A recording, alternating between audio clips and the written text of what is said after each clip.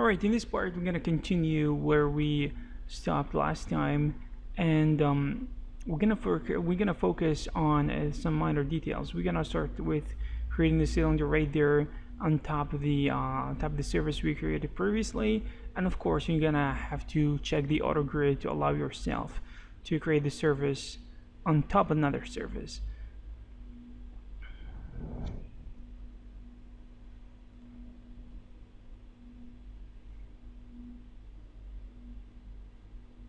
Okay, now we're gonna change the number of the of sides we have right there, and of this and the size. If we are gonna change it, then of course we're gonna use the edge extrude method to extrude some edges to the inside, and to allow ourselves to move out or scale in or whatever, just to get the shape and the look we are aiming for.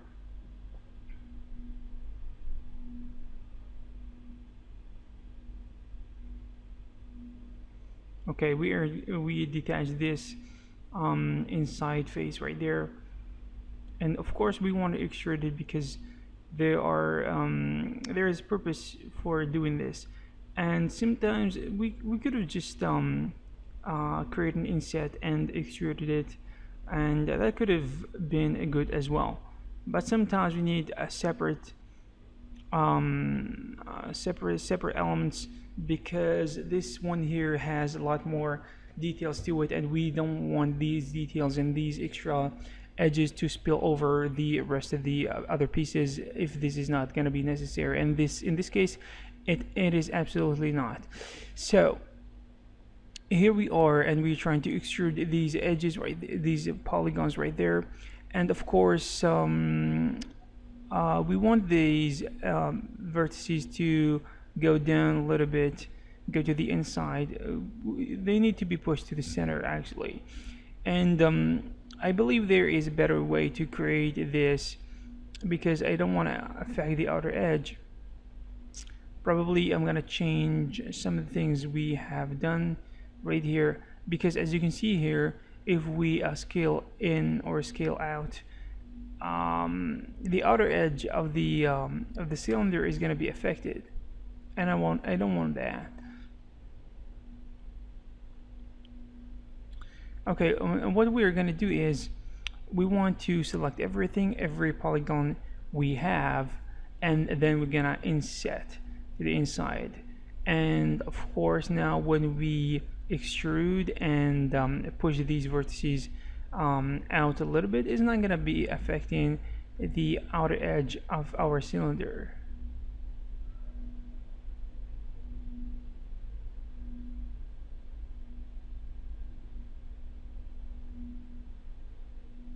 And this is what we are looking for.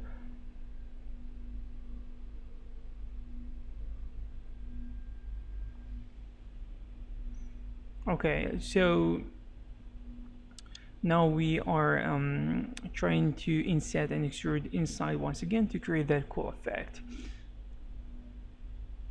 And turning it aside, turning it a few degrees to the left or to the right, makes it feel like something real and less robotic. Okay, and copying it is gonna save us some time, because this, as an instance, in fact it is the same thing, so we don't have to spend a few minutes creating something else. Okay, here we are going to create these empty small windows, so we need a lot of edges right there, and we're gonna chamfer them, and of course we're gonna delete them to create these empty window or small windows. So the chamfering process, we need only one segment right there, and we are gonna make sure that the space between each window, each small opening, is gonna be good enough, is going to be big enough, or the size that we are aiming for.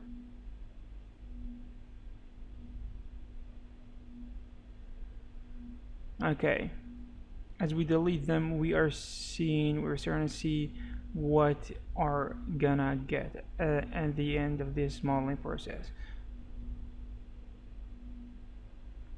So now create a cylinder, and of course make sure that you are checking the auto grid option right there to allow yourself to create the cylinder on top of the surface we have. And of course this is gonna be converted to a poly, and we're gonna inset, and we're gonna delete on the surface, and using keep holding shift and scale in to do and perform whatever you want.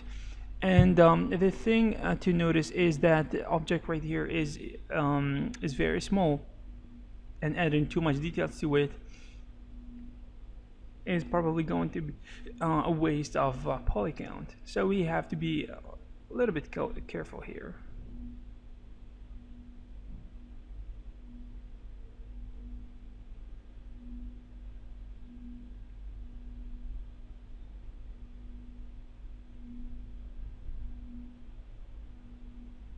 Okay, keep holding shift to create these shapes and these additional edges that you are seeing here.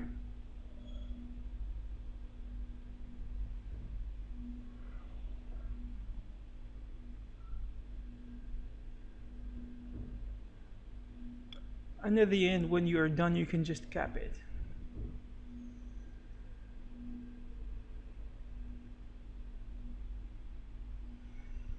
Of course, the chamfering of these edges right here is gonna be tricky because they are very close to each other, especially in the end. And this is gonna be a little bit interesting.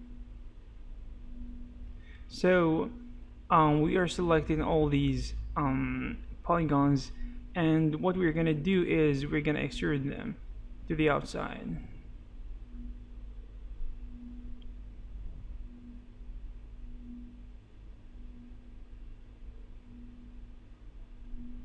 Okay, now we're gonna extrude them quickly, and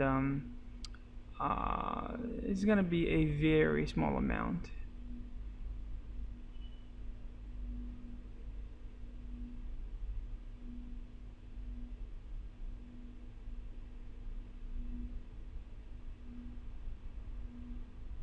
And of course we want to scaling down the front is gonna make it look a little bit better, but we don't want to take it too far.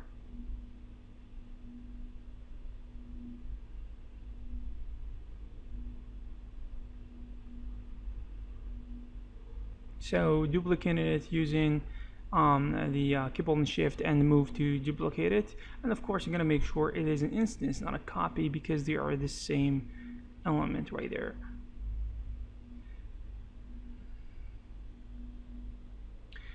So as you can see here, we are starting to see what the this television is gonna look like at the end, and here we are trying to add more details and trying to smooth things out. So we're gonna select these edges, and we're gonna connect them using some edges. I'm gonna add 3, as you can see, and now we need to straighten these out using the scale tool.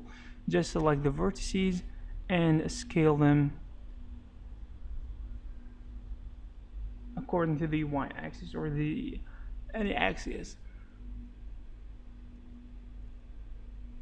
or any axis that you see suitable. And now we need to create we need to make this straight line look like it is bent, because it is not straight at the end of the day, but the outer edge needs to stay straight.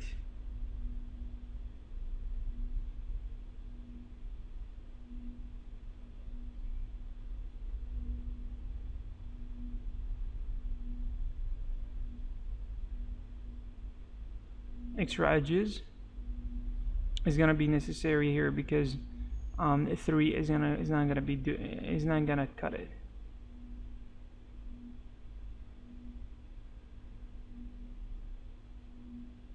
Okay, and of course when you are using the chamfer tool, you need that difference, or the disposition, or between the edge you are gonna chamfer and the edge, and the edges that are gonna be on the left and on the right, so you're gonna get that nice curve. If they are on the same level, then the chamfer is not gonna work.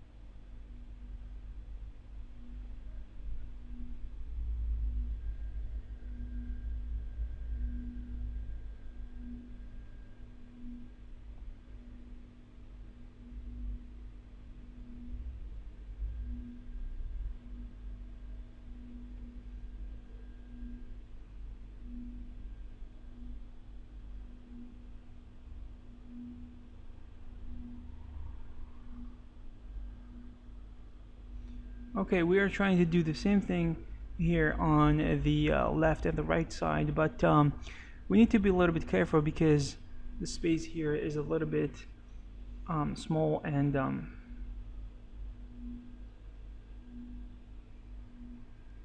there is a really small room for bending these edges right here.